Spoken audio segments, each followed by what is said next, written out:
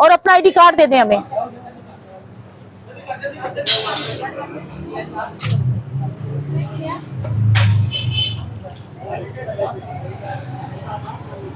ये अब दोबारा बाहर नहीं लगेगा, ठीक है ना? आप भी अपना काम करें और हमें भी अपना काम करने और दें, अगर ये ताकि दोबारा ट्रैफिक बाहर प्रॉब्लम ना लगा हो। तो फिर हमें दूसरा तरीका आता है।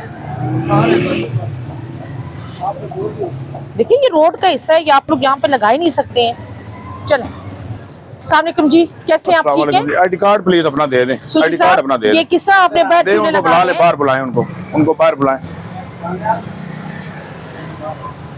भाई इधर आए आप लोग। आपके जो इंचार्ज है वो किधर है? वालेकुम जी, क्या हाल है? ठीक है।